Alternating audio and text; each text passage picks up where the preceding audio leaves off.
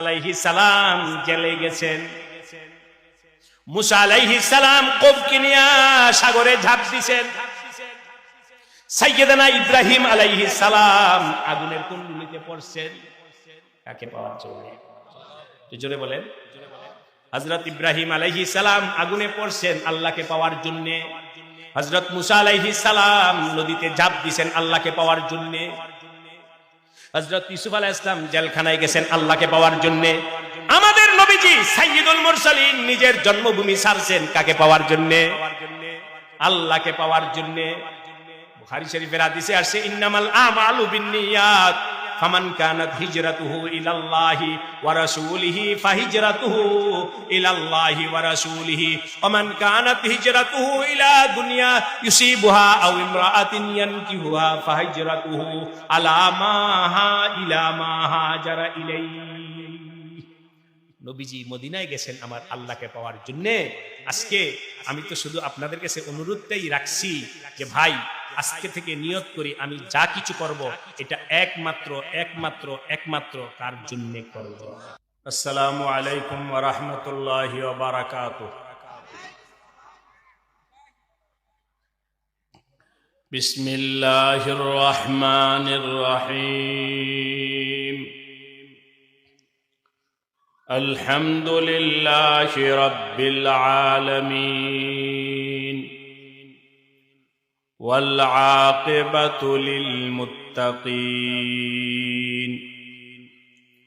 والصلاة والسلام على سيد الأنبياء والمرسلين وعلى آله وأصحابه أجمعين. أما بعد فأعوذ بالله من الشيطان الرجيم. بسم الله الرحمن الرحيم. قل إن صلاتي ونسكي ومحياي ومماتي لله رب العالمين. آمنت بالله صدق الله مولانا العظيم. الله নারায়ণগঞ্জ সৈয়দপুর ভোগনগর উলামা পরিষদের উদ্যোগে আয়োজিত ইসলামী মহাসম্মেলনের সম্মানিত সভাপতি হযরত উলামায়ে কেরাম, মুরব্বিয়ানে কেরাম, যুবক ভাইরা, পর্দার আড়ালে আমার মা ও বোনেরা, আল্লাহ রাব্বুল আলামিনের দরবারে অসংখ্য শুকরিয়া যে আল্লাহ রাব্বুল আলামিন মেহেরবানি করে দয়া করে আমাদেরকে আজকের এই মুবারক মাহফিলে আসার বসার তৌফিক দান করেছেন। সকলে শুকরিয়া আদায় করে বলি আলহামদুলিল্লাহ। আমি আপনাদের সামনে পবিত্র কোরআনে কারীমের সূরাতুল আনআমের 162 নম্বর আয়াত তেলাওয়াত করেছি। এই আয়াত থেকে দুই একটা কথা বলা হবে। আল্লাহ পাক দিল দিয়ে মন দিয়ে আমলি জিন্দেগি বানানোর নিয়তে, জীবন পরিবর্তন করার নিয়তে কথা শোনার তৌফিক দান করেন। আমার ভাই ও দোস্ত, মুসলমান ঈমানওয়ালা নামাজ পড়ে, রোজা রাখে, দান সদকা করে, হজ করে, বয়ান করে, কোরআনে কারীমের তেলাওয়াত করে, জিকির করে।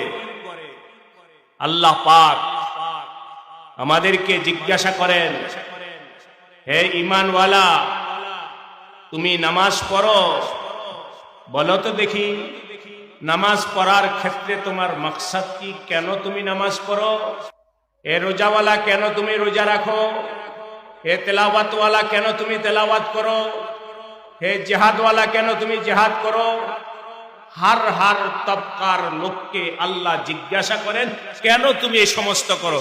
বলো আগে। আল্লাহ পাক অনেক বড় দয়ালু। ভাই ও দোস্ত, ছোট বাচ্চাকে কেউ যদি প্রশ্ন করে মা বাবার সামনে, মা বাবা যদি বুঝতে পারে যে আমার বাচ্চাটা এটার প্রশ্নের উত্তর দিতে পারবে না, তখন ফিস ফিস করে আকার ইঙ্গিতে মা বাবা বাচ্চাকে বলে দিতে চায়। ঠিক কিনা বলেন? আমার ভাই ও দোস্ত, মা বাবা সন্তানের প্রতি যতটুকু দয়ালু, এর থেকে হাজার গুণ বেশি দয়ালু কে? আমার আল্লাহ, তার থেকে হাজারো গুণ বেশি দয়ালু। কুরআনে হাদিসের অনেক ঘটনা আছে। আল্লাহ পাক বান্দার হাতে ছাইরা দেন নাই, আল্লাহ নিজেই ফয়সালা দিবেন। যেমন অন্য একটা উদাহরণ হিসেবে বলছি, সব তো বলা যাবে না।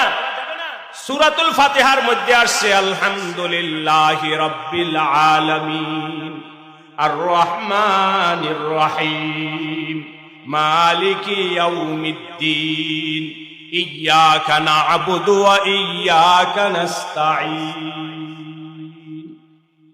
হাদিসে আসছে, বান্দা যখন নামাজে দাঁড়ায়া এই সমস্ত আয়াতগুলো পড়তে থাকে, সূরা ফাতিহা পড়তে থাকে, এই পর্যন্ত আসলে আল্লাহ পাক জিজ্ঞাসা করেন, বান্দা তুমি আমার প্রশংসা করেছ, বান্দা তুমি আমার মর্যাদা বর্ণনা করেছ, বলো তো দেখি তোমার কি লাগবে, তুমি যা চাও আমি আল্লাহ তাই তোমাকে দিয়ে দিই।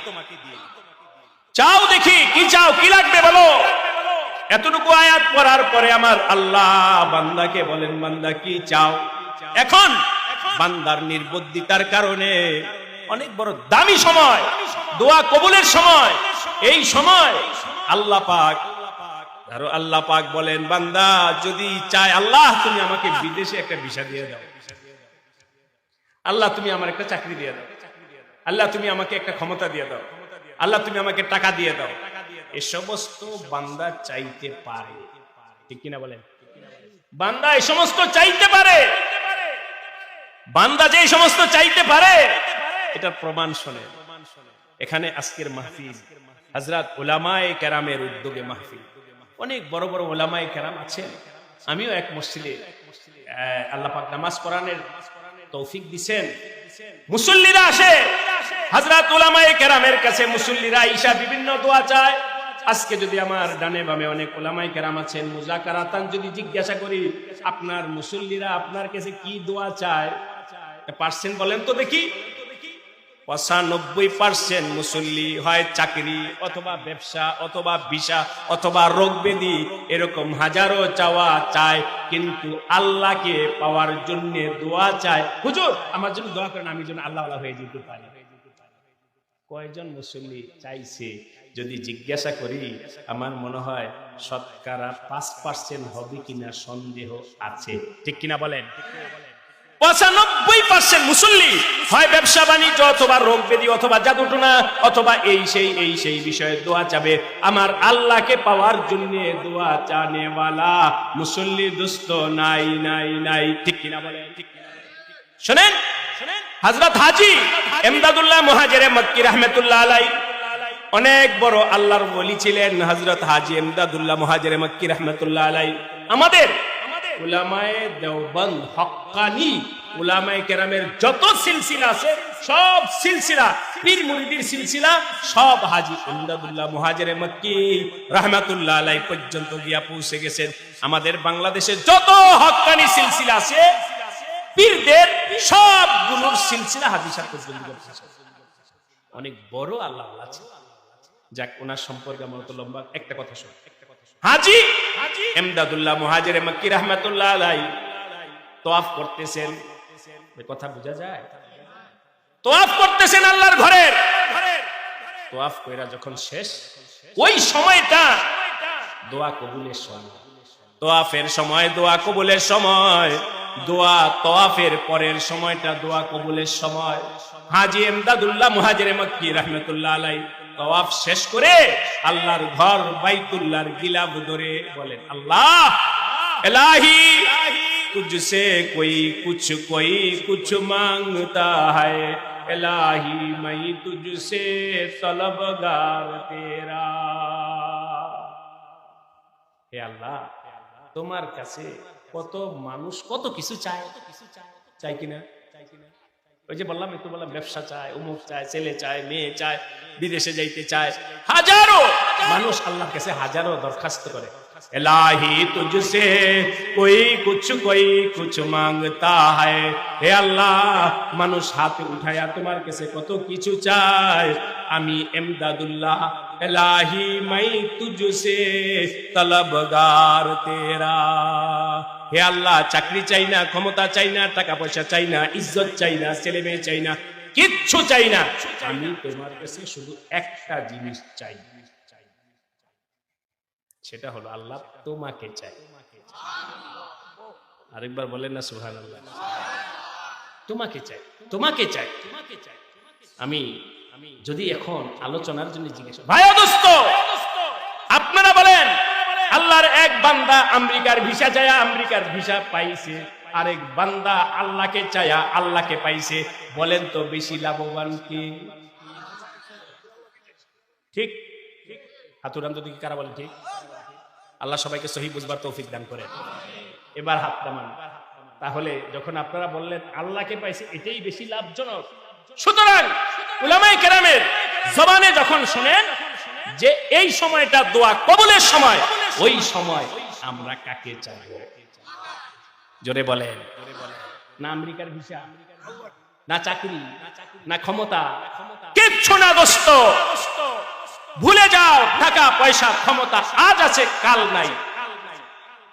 সকাল বেলা কোটিপতি, বিকাল বেলার ফকির, আছে কিনা? এই মুহূর্তে বিশাল বড় ক্ষমতাওয়ালা, 5 মিনিটের পরে সে তার ক্ষমতা আর নাই, আছে কিনা? কিন্তু আমার ভাই দোস্ত যদি আল্লাহকে পেয়ে যাও, আবার একটু জিজ্ঞাসা করি, টাকা পয়সা থাকে না শেষ হয়, ক্ষমতা থাকে না শেষ হয়, কিন্তু আমার আল্লাহকে যদি পাইতে পারো, পেয়ে যাও, আল্লাহকে যদি পেয়ে যাও, আমার কথা নয় দোস্ত, কোরআনের কথা, লানফিসামালাহা, যদি আল্লাহকে পেয়ে যাও কোনদিন এটা আর ছিন্ন হবে না, আর হাতছাড়া হবে না, আর হাতছাড়া হবে না, আর হাতছাড়া হবে না। যাই হোক, বিস্তারিত তো কথা না, একটু চোখটা খুইলেন, একটু চোখ খুইলেন দোস্ত, চোখ বন্ধ কইরা রাইখো না। আমার আল্লাহ চোখ দিয়েছেন কিছু দেখার জন্য, কিছু বুঝার জন্য, চোখ খুইলা দেখো। ছোট্ট একটা কথা বইলা যায়, আলেমরা, আলেম উলামা, হক্কানি পীর মাশায়েখ, আলেম উলামা, ওনারা কোনোদিন রিটায়ার্ড হয় না, ঠিক কিনা বলেন? দুনিয়ার চাকরিতে রিটায়ার্ড আছে, দুনিয়ার চাকরিতে রিটায়ার আছে, কি বয়স বেশি হয়েছে না, কি চাকরি করবে, কর্মক্ষমতা শেষ, কর্মক্ষমতা শেষ। দুনিয়ার চাকরিতে জনাব ভাই ও দোস্ত রিটায়ার্ড হয়, কিন্তু আল্লাহ পাক তার প্রিয় বান্দাদেরকে কখনো রিটায়ার্ড করে না, বরং যত সময় যায় ততই তার মর্যাদা বাড়ে, যত যায় ততই মর্যাদা বাড়ে, ঠিক কিনা বলে? আমরা যখন পড়ি, ছোট মাদ্রাসায় ছিলাম, তখন দাওয়াত ও তাবলীগের একজন মুরব্বী ছিলেন হযরত মাওলানা হুরমুজুল্লাহ সাহেব রাহমাতুল্লাহ আলাইহি। খুব শরীরের অবয়বের দিক থেকে ছোট্ট ছিল। হযরত যখন চলতে পারে না তখন কোলে কইরা মানুষ চারে নিয়ে বসাইছে। রিটায়ার্ড হইছে না দাম বাড়ছে? আল্লাহকে ধরো, তোমার দাম বাড়বে, আল্লাহকে ধরো, ইজ্জত কমবে না। যতই সময় যাবে ততই ইজ্জত বাড়বে, যতই সময় যাবে ততই ইজ্জত বাড়বে। চলেন আমি আগের জায়গায় চলে আসি। দোয়া কবুলের সময় ইয়্যাকা না'বুদু ওয়া ইয়্যাকা নাস্তাঈন।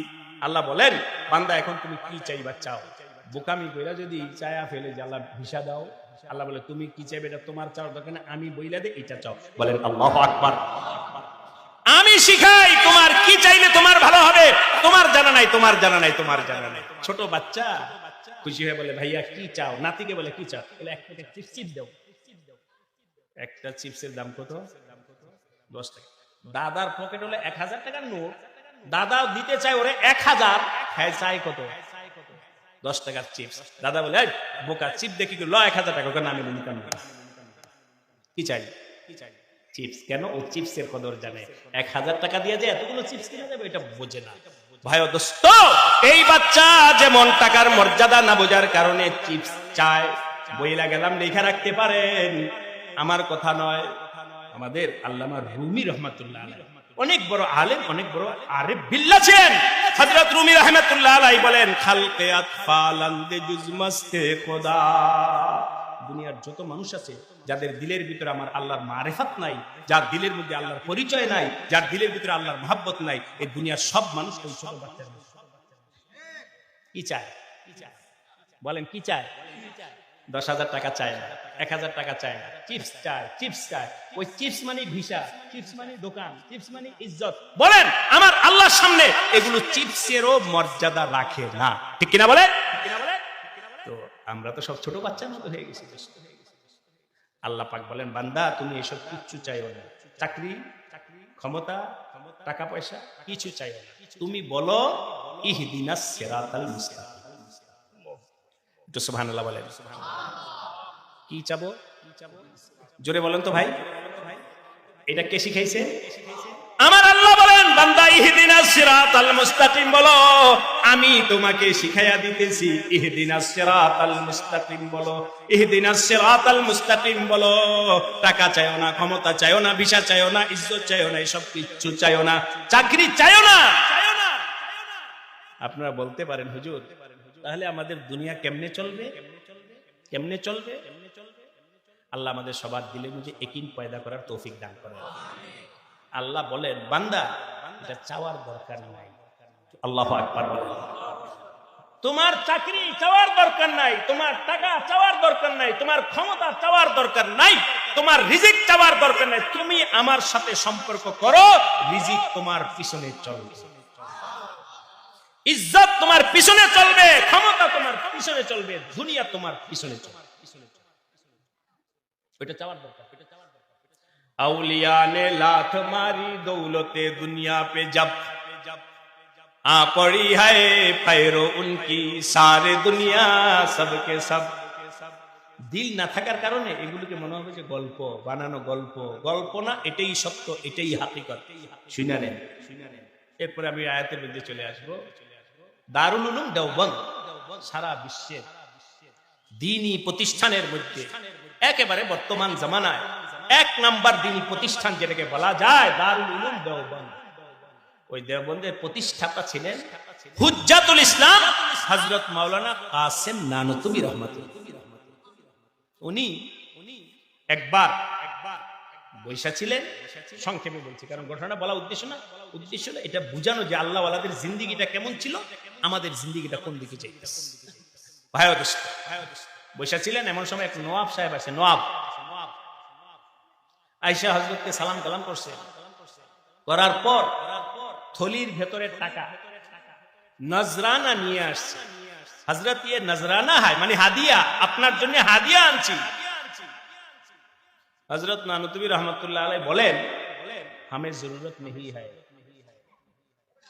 আমার টাকার দরকার নাই যাও इसको फकीरों में तकसीम कर दो এই টাকা গরিবের মধ্যে বন্টন কইরা দাও আমার দরকার নাই আলহামদুলিল্লাহ আমার যতটুকু দরকার ততটুকু আল্লাহ আমাকে দিয়েছে তোমার টাকার দরকার নাই ওই বেচারায় বলে হুজুর আলহামদুলিল্লাহ গরিবকে তো দেই আমি আশা করে আনছি আপনাকে দেওয়ার জন্য আপনি এটা কবুল করেন সে কবুল করার জন্য যেমন পিরাপিরি করতেছে হুজুর এর উল্টা না না আমি জরুরত নেই জরুরতি বাস কথা যে সেটা একবার এমন না আলিয়াজুবিল্লাহ ডিমান্ড বাড়ানোর জন্য না নিব না নিব না আসলে নিবে কিন্তু এটা হলো ডিমান্ড বাড়ানোর জন্য দোস্ত এমন ছিল আসলেই হযরত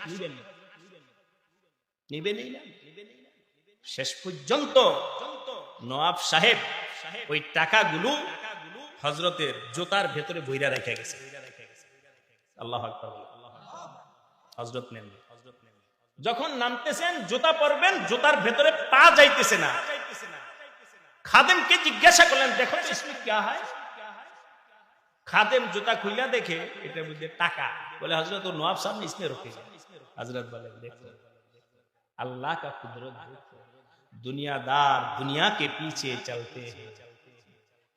দুনিয়া উপার্জনের জন্য খাওয়া নাই, পড়া নাই, বাচ্চাদেরকে সময় দেওয়া নাই, ঘরকে সময় দেয়, কখনো এখানে কখনো সেখানে পরেশান হয়ে ঘুরতে থাকে। দুনিয়াকে পিছে চলতে हैं और दुनिया हमारे पीछे चलती है। মালিক কে?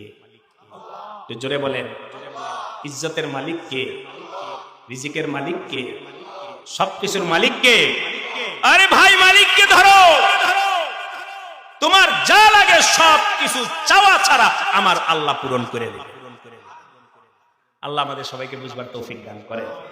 আমি যে আয়াত পড়েছিলাম, এই আয়াতের দিকে একটু আপনারা নজর দেন। আমার আল্লাহ বান্দাকে বলে, বান্দা শোনো, তুমি নামাজ পড়ো, জিকির করো, তেলাওয়াত করো, জিহাদ করো, অমুক করো, যা কিছু করো না কেন, কেন করো বলো, উদ্দেশ্য কি? আল্লাহ আমাদের সবাইকে মাফ করে, বলেন আমিন। যদি বান্দা বলে ফেলে নামাজ পড়ি চাকরির জন্য, যদি বলে ফেলে দান করি বাহাদুর হওয়ার জন্য, দানবীর হওয়ার জন্য, যদি বলে ফেলে অমুক করি মানুষের মধ্যে ভাইরাল হওয়ার জন্য, তমুক করি মানুষ আমাকে ভালো হওয়ার জন্য, আল্লাহ পাক বলেন, বান্দা এগুলো ভুল, এগুলো ভুল। বলো তুমি, ইন্না সালাতি ওয়া নুসুকি ওয়া মাহইয়ায়া ওয়া মামাতি লিল্লাহি রাব্বিল আলামিন। সাবধান, তোমার নামাজ, রোজা, জীবন, মরণ কোনো কিচ্ছুর জন্য করো না। তুমি তোমার মনকে বুঝাও, দিলকে বুঝাও, নিজেকে বুঝাও। এই নামাজ মানুষকে দেখানোর জন্য এক নামাজ, আরেক নামাজ আমার আল্লাহর জন্য। বলেন তো লাভ কোনটার জন্য? আল্লাহ পাক সেটাই আমাদেরকে সবক দিতেছেন। তুমি তোমার নামাজকে আল্লাহর জন্য বানাও, তুমি তোমার ইবাদতকে আল্লাহর জন্য বানাও, তুমি তোমার জীবনকে আল্লাহর জন্য বানাও, তুমি তোমার মরণকে আল্লাহর জন্য বানাও। যদি আল্লাহর জন্য তোমার ইবাদতকে বানাইতে পারো, আমার আল্লাহ দুনিয়া, কবরে, হাসরে সব জায়গায় তোমাকে ইজ্জতের জায়গায় বসায় জান্নাত পেয়ে যায়। আর এর বিপরীত ভাইরা সবাই খেয়াল করে, এটা যদি দুরুস্ত না হয়, নামাজ বেকার, রোজা বেকার, হজ বেকার, দান বেকার, সব বেকার। আমার কথা নয়, নবী আলাইহিস সালাম কাল হাসরের দিন আল্লাহ উপস্থিত করবেন দানবীরকে। কেন দান করেছো? কি উপার্জন করছো? আল্লাহ অনেক দান করেছি, টাকা পয়সা মসজিদ দিয়েছি, মাদ্রাসা দিয়েছি। আল্লাহ বলবেন, দিছো ঠিক, কিন্তু এগুলো আমার জন্য না, মানুষ তোমাকে দানবীর বলবে, এই জন্য দিছো, সুতরাং আমার থেকে কিছু পাইবা না। আল্লাহ পাক উল্টামুখী করে জাহান্নামের আগুনে নিক্ষেপ। কেন? আল্লাহর জন্য করে। এভাবে দোস্ত সব ইবাদত ওয়ালা একই। আমি আজকের এই মজলিসে বলে যাচ্ছি, আসলে মালিক তো হেদায়েতের কে? জোরে বলেন, হেদায়েতের মালিক কে? আমাদের কলব পরিবর্তনকারী কে? একমাত্র কে? আল্লাহুম্মা ইয়া মুকাল্লিবাল কুলুব।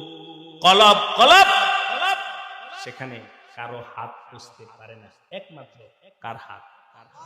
আল্লাহ। কথার কথা বোঝানোর জন্য বলছি। চোখের মধ্যে ময়লা পড়ছে, চোখের মধ্যে ময়লা, একটা টিস্যু নিয়ে আমি আমার হাত দিয়ে মুছলাম, ময়লাটা দূর হয়ে গেল। মুখের মধ্যে বালু পড়ছে, পানি দিয়ে ধুইলাম, মুখের বালুটা পরিষ্কার হয়ে গেল। হাতের মধ্যে ময়লা পড়ছে, সাবান দিয়ে ধুয়ে পড়লাম, শেষ হয়ে গেল।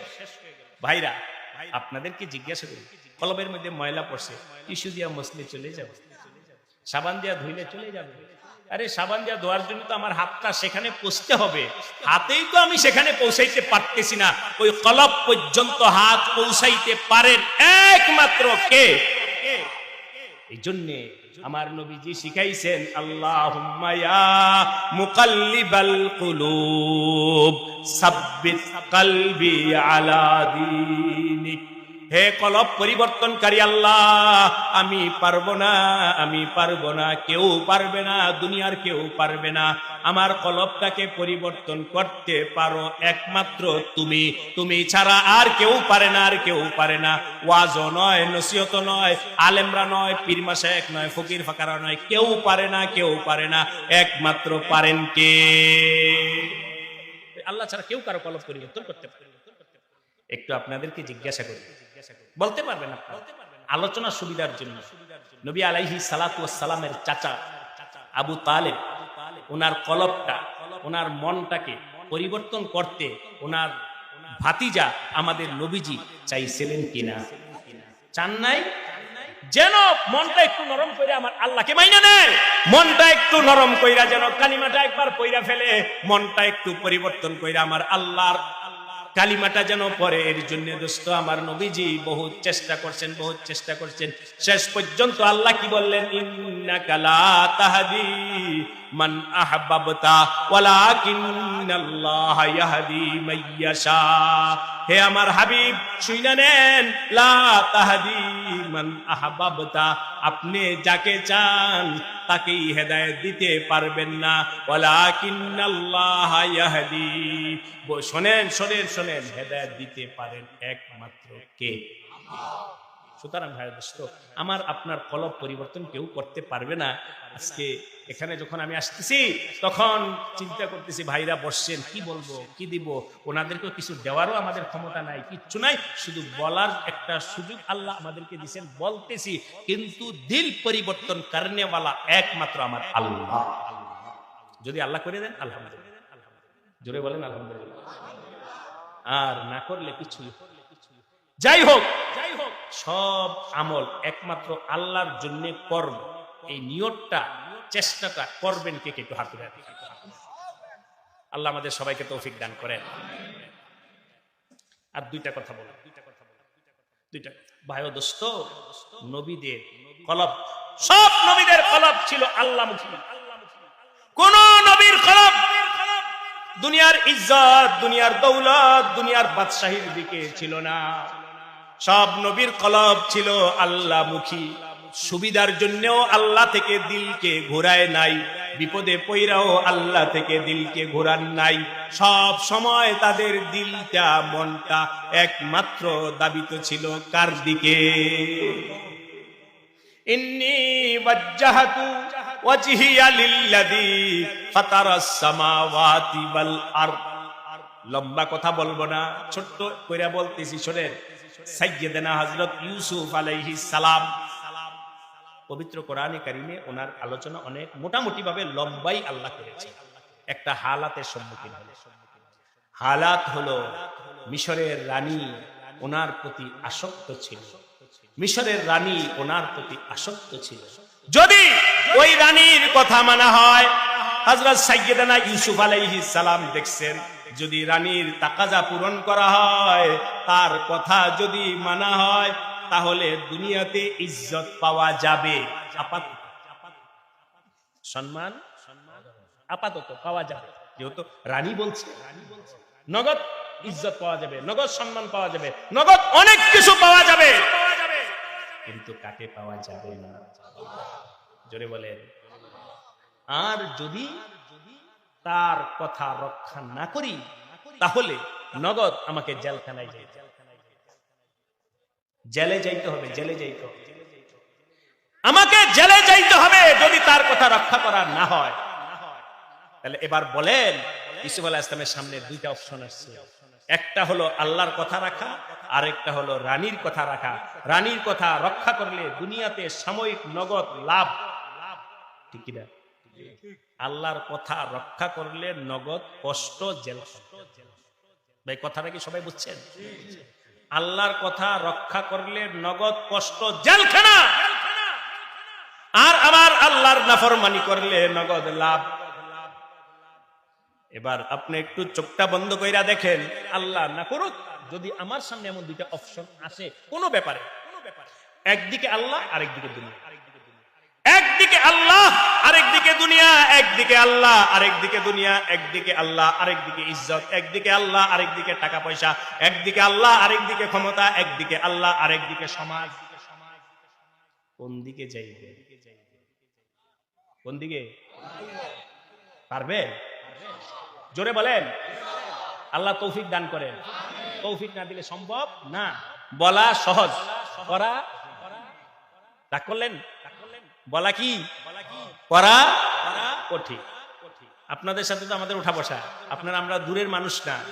ইমাম সাহেব, আলেম সাহেবদের সাথে সাধারণ মানুষের যে সম্পর্ক, এটা মোটামুটি ভাবে অন্যদের সম্পর্ক এই পর্যায়ে পৌঁছে না, ঠিক কিনা বলেন?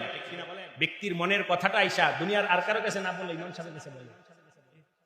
সুতরাং ভাই দোস্ত, এই উম্মতের হালাত আমাদের কমবেশ জানা আছে। হুজুর দায়িকা বলতেছে, ভাই এই কাজটা কইরো না, এই কাজটা কইরো না। হুজুর ঠিক কি, এই যে ভাই আমার ভিডিওটা কইরেন না।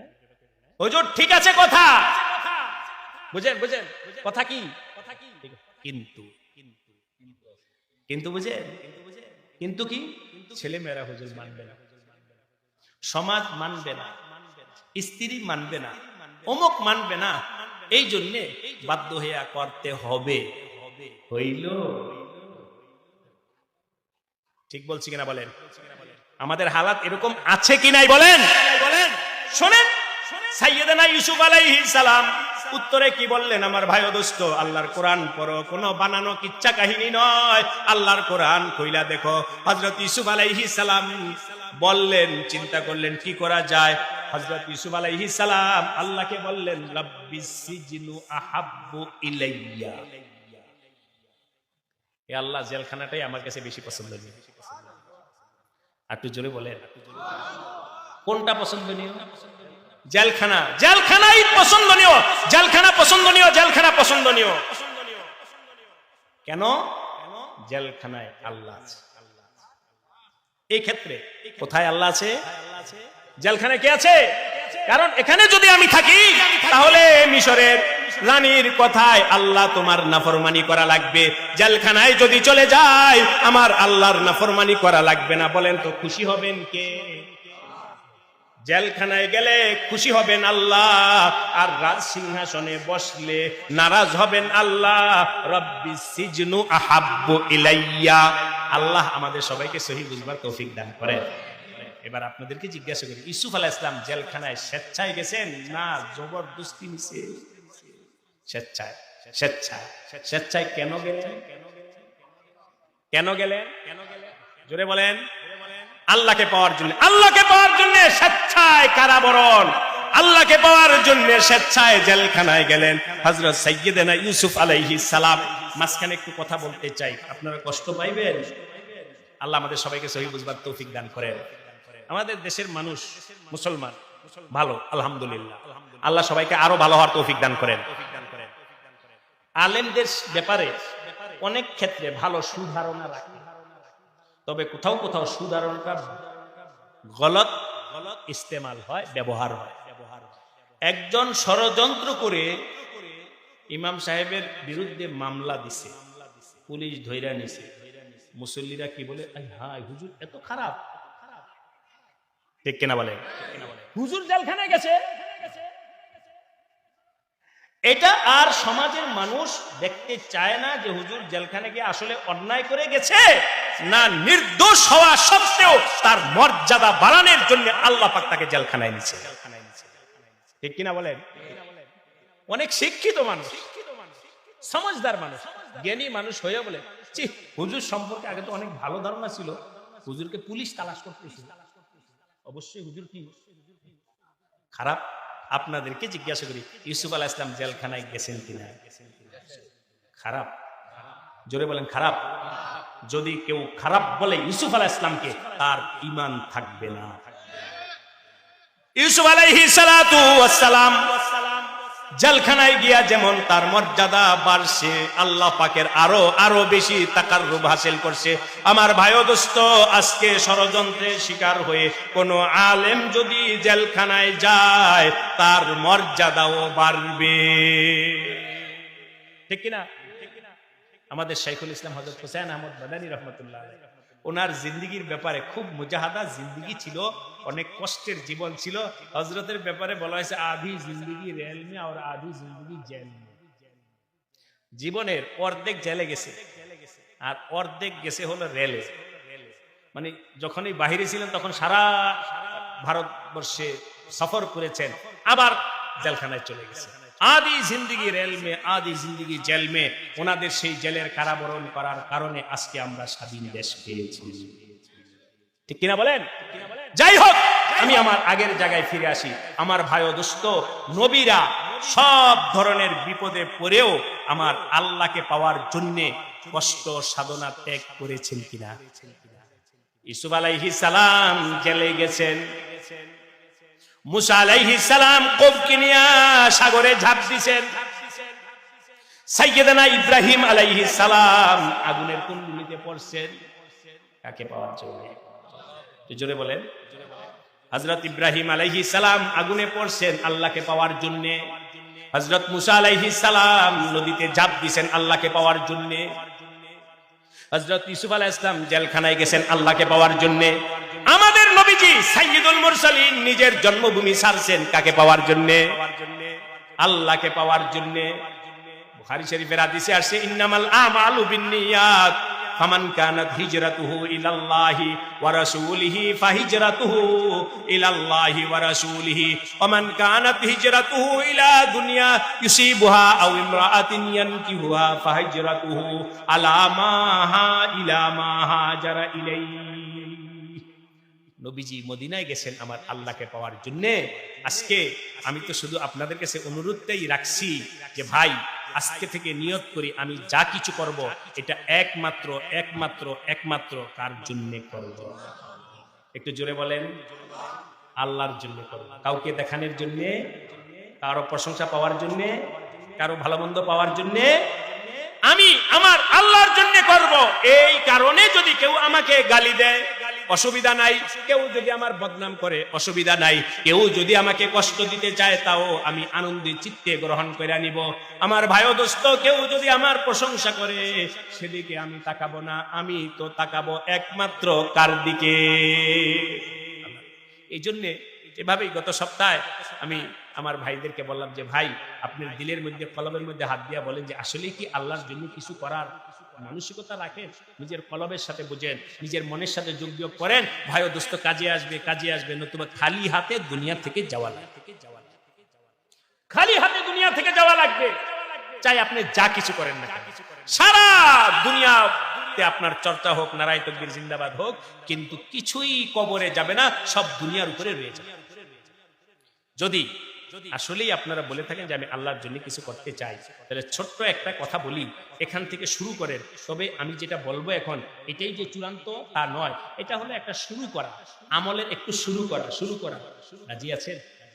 করবেন কিছু আমল, কিছু কাজ গোপনে করো, কিছু কাজ রোজানা, কিছু কাজ গোপনে করো, যেন কেউ না দেখে। একমাত্র কে দেখে? আল্লাহ ছাড়া কাউকে দেখাবো, আল্লাহ ছাড়া কাউকে বলবো না। কেউ যেন না দেখে, কেউ যেন না শুনে, কাউকে শুনেও না, কাউকে দেখাও না, একমাত্র আমার আল্লাহকে দেখাও, একমাত্র আমার আল্লাহকে শুনে। সব না, কিছু কিছু কাজ একটু করবেন ভাই। যেমন উদাহরণ হিসেবে শেষে তুইটা তাহাজ্জুদ পড়, কাউকে বলার দরকার আছে? কাউকে পড়লেন শেষে তাহাজ্জুদ। এক হাদিসে আসছে নবী আলাইহিস সালাতু ওয়াস সালাম বলেন, শোনো আফশুস সালাম ওয়া আতইমুত তাআম ওয়া সাল্লু বিল লাইল ওয়ান নাসু লিয়াউম। হে আমার উম্মতরা, তোমরা পরস্পর সালামের আদান প্রদান করো, ওয়া আতইমুত তাআম, গরিবকে খানা খিলাও। 3 নাম্বার হলো সাল্লু বিল লাইল, রাত্রে নামাজ পড়ো এমন সময় যেই সময় মানুষ সবাই ঘুমায় আছে। ওই নামাজটার নাম কি? শেষ রাতে নামাজের নাম কি? যে অবস্থায় সবাই কি করতেছে? ঘুমাইতেছে। অর্থাৎ এখানে যদি আমরা গভীরভাবে ফিকির করি উত্তর পেয়ে যাব। সবাই ঘুমায় রয়েছে, আমি নামাজ পড়বো কেন? এটা তো এটাই দাঁড়াবে আমি এমন ভাবে নামাজ পড়ি আমার স্ত্রী, আমার ছেলে মেয়ে, দুনিয়ার কেউ যেন না জানে, একমাত্র সবাই তো ঘুমাই রয়েছে, একমাত্র যেন কে দেখেন। তাহাজ্জুদ নামাজ পড়া সকালবেলা তুমি তো অন্য, আমি তো তাহাজ্জুদ পড়েছি। কেউ বুঝছেন মনে, কিন্তু সবাই বোঝেন। নামাজ পড়ছে তাহাজ্জুদ, সকালে ওইটা বইলা দিছে, কি হইল? গোপন হইলো কোথায়? গোপন কোথায়? হ্যাঁ, আরে তাহাজ্জুদ তো বড় গোপনতার জন্য, যেন আমার আল্লাহ দেখে আর কেউ না দেখে। দিনের বেলায় যখন নামাজ পড়বা, ফরজ নামাজ মসজিদে গিয়া পড়বা, কেউ না কেউ দেখবে। ফজরের নামাজ মসজিদে গিয়া যাও, জোহরের নামাজ মসজিদে গিয়া পড়ো, আসর মসজিদ, মাগরিব মসজিদ, এশা মসজিদ, কেউ না কেউ দেখছে কিনা? মানুষ তো দেখছে, মানুষ দেখছে। কিন্তু একটা নামাজ পড়ো যেটা কেউই দেখে না, সেই নামাজটা কি? তাহাজ্জুদ। বলেন তো জোরে, সেই নামাজটা কি? আল্লাহ আমাদের সবাইকে তৌফিক দান করেন। একটু জোরে বলেন। যখন গোপনটা শুরু হলো, রাফতা রাফতা ভাই ও দোস্ত, একটু গোপনে করতে থাকেন, গোপনে করতে থাকেন। 1 দিন 2 দিন 3 দিন 4 দিন 5 দিন।